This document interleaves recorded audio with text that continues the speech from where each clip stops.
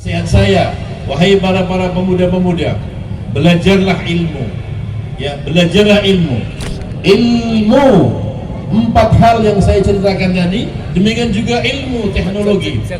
Ya, ilmu tentang kemasyarakatan yang bermanfaat bagi kita, ya, dengan menghadapi abad kedua, ya, setelah kita melaksanakan tugas yang bagus dan mengukir dengan ukiran-ukiran yang maha karya Nahdlatul Ulama dari zaman Mbah Hashim ya rahmatullah alaih hingga zaman sekarang ini. NU telah mengukir dengan ukiran tinta emas, dengan ukiran-ukiran yang sangat manfaat dan menjadi kiblat dan menjadi potret dan menjadi cermin bagi kita semuanya. Maka yang akan datang, para pemuda dan para pemudi Nahdlatul Ulama harus mempersiapkan diri dengan ilmu-ilmu yang manfaat, sehingga ya kita nanti dalam menghadapi berbagai macam perubahan ini kita sudah siap dengan langkah-langkah yang benar, membawa masyarakat ini dan khususnya bumi pertiwi Indonesia akan tetap aman, tetap tentram, ya, tetap damai, tetap nikmat dan barakah, menjadi baldatun thayyibatun wa rabbul ghafur. Amin. Amin ya rabbal alamin. Para jamaah yang dimuliakan Allah Subhanahu wa taala, ya, kita tahu betapa besar dan betapa banyak pondok-pondok pesantren yang ada di Indonesia ini. Ya, lebih dari 10.000 dan lebih dari 10 juta manusia-manusia hebat dari para pemuda dan pemudi yang berada di pondok pesantren Nahdlatul Ulama. Mereka adalah manusia-manusia yang akan menjadi benteng-benteng negara Republik Indonesia. Mereka lah yang akan menjadi benteng-benteng ahlu sunnah wal jamaah. Ya, untuk itu kita bersyukur kepada Allah Subhanahu wa taala bahwa negeri kita, negeri yang menyambung kepada Rasulullah sallallahu alaihi wasallam melalui ahlul baitnya Rasulullah sallallahu alaihi wasallam. Yang membawa Islam kita adalah para wali songo, dan mereka para wali songo adalah orang-orang yang berdarah daging atau bernasabkan dan bersanakan kepada junjungan Nabi besar Muhammad sallallahu alaihi wasallam, sehingga tonggak ahlu sunnah wal jamaah yang telah ditanamkan oleh wali songo yang membawa Islam di Indonesia, tonggak yang begitu kokoh, ya, paku yang begitu hebat, karena pakunya, karena tonggaknya menyambung dari ahlul baitnya Rasulullah kepada Rasulullah, dan akhirnya diberi kekuatan dan perlindungan dari Allah Subhanahu wa taala. Untuk itu wajib bagi diri kita untuk belajar sejarah, bagaimana para wali-wali itu mereka melaksanakan kerja dakwah yang baik, kerja tarbiyah yang baik. Para jamaah yang dimuliakan Allah, terakhir daripada nasihat saya bagi kita di zaman sekarang ini, untuk abad yang kedua Nahdlatul Ulama, kita laksanakan ghursul sajaratul tarbiyah, ghursul sajaratul dakwah, dan ghursul sajaratul ta'lim wa ta'alum. Kita tanamkan pohon akhlakul karimah, kita tanamkan pohon pendidikan yang kuat dalam diri kita, kita tanamkan pohon dakwah ilallah. Kemudian di dalam ekonomi, sebagaimana yang disabdakan Nabi sallallahu alaihi wasallam, bagi mereka yang punya kambing hendaknya pelihara kambingnya, bagi mereka yang punya tanah hendaknya jangan dijual tanahnya, ditanami dengan tanaman-tanaman yang hebat dan dibutuhkan oleh masyarakat. Karena nanti kata Rasulullah SAW di sebuah hadis, di akhir zaman nanti, para jamaah yang mulia, di akhir zaman nanti akan terjadi manusia itu bekerja dari pagi sampai sore hari hanya dibayar sesuap nasi saja. Satu makan pokok untuk menyambung hidup.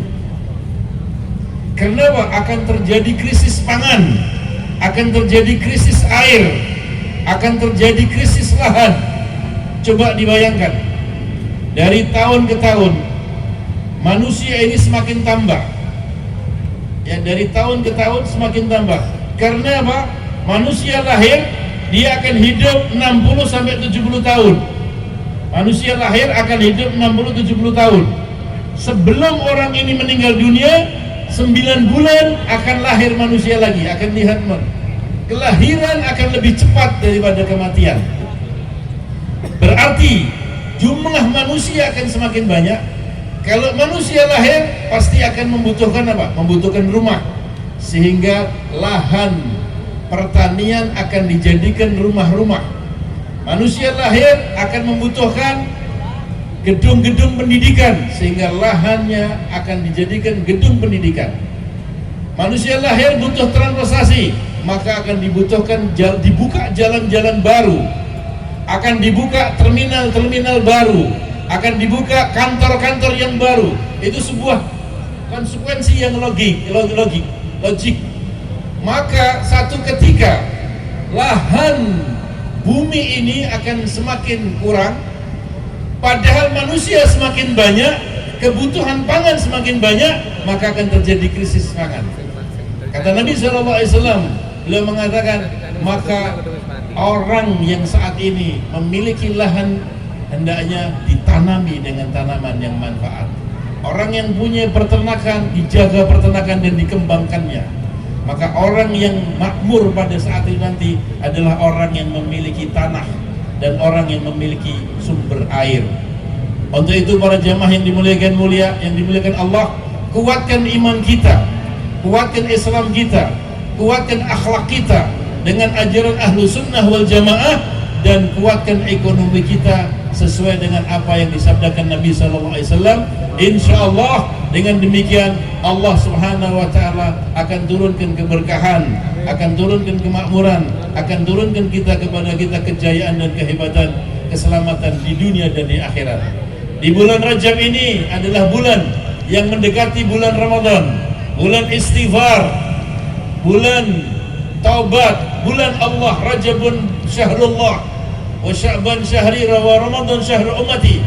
Maka kita persiapan untuk menjelang bulan Ramadan ini dengan mempersiapkan diri kita banyak bertobat kepada Allah Subhanahu wa Ta'ala, untuk menguatkan kita, memanas-manasi badan kita untuk beribadah, untuk memanaskan diri badan kita untuk sujud, untuk rukuk, untuk membaca Al-Quran, untuk salat-salat sunnah, ba'diyah dan qabliyah, salat witir, salat tahajud, dan mulai salat-salat sunnah, sehingga nanti memasuki bulan Ramadan kita sudah siap sedia untuk banyak ibadah dan tidak capek, tapi merasa nikmat karena sudah mempersiapkan diri di dalam kita ibadah kepada Allah Subhanahu wa Ta'ala.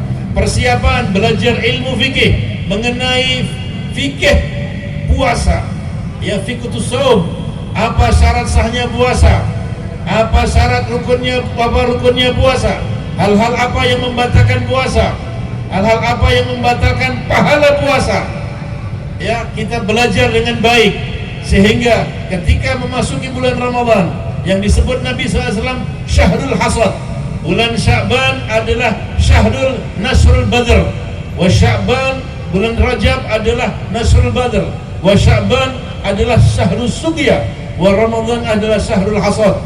Bulan Rajab ini adalah bulan kita menebar benih, bulan untuk menebar benih kebaikan, benih ibadah, benih ketakwaan, benih ketaatan kepada Allah Subhanahu wa Ta'ala.